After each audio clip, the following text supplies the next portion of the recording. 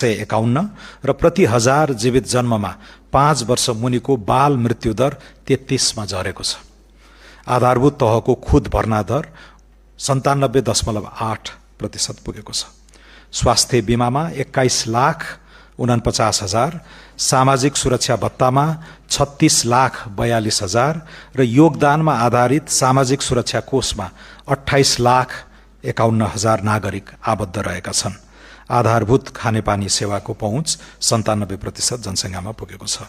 हालसम्म कार्बन व्यापारबाट 3.6 करोड अमेरिकी डलर प्राप्त भएको छ। सन् 2025 मा दिगो विकास लक्ष्य सूचकाङ्कमा 68.58 स्कोर सहित नेपाल 167 राष्ट्रमध्ये 85औं स्थानमा रहेको छ। सम्माननीय सभामुख महोदय, समष्टिगत आर्थिक स्थायित्व, बाह्य क्षेत्रको सबलता र सामाजिक सूचकमा भएको सुधार सन्तोषजनक छ। तथापि न्यून आर्थिक वृद्धि दर, सुस्त कर्जा प्रवाह, बढ्दो व्यापार घाटा, कमजोर पुँजीगत खर्च र जलवायु जोखिम जस्ता चुनौती विद्यमान नै छन्। आर्थिक सामाजिक क्षेत्रमा प्राप्त उपलब्धिलाई संस्थागत एवं सुदृढ बनाउँदै लैजान सरकार अग्रसर रहेको छ। यस सर्वेक्षणले औल्याएका विषयलाई सरकारले बजेट तथा कार्यक्रम र क्षेत्रगत नीति मार्फत सम्बोधन गर्दै लैजाने प्रतिबद्धता व्यक्त गर्दछु। धन्यवाद।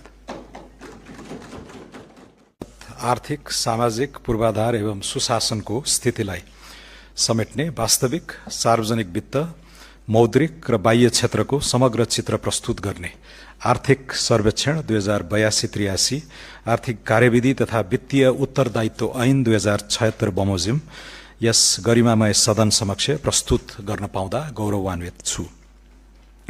विश्व अर्थतन्त्रमा देखिएको अनिश्चितता, व्यापार अवरोध र मध्यपूर्वमा जारी द्वन्द्वका कारण सन् 2026 मा विश्व अर्थतन्त्रको विस्तार 3.1% मा सीमित हुने अनुमान छ। यस्तो प्रतिकूल विश्व परिवेशका बावजुद चालू आर्थिक वर्ष नेपालको अर्थतन्त्र 3.85% ले विस्तार हुने अनुमान छ।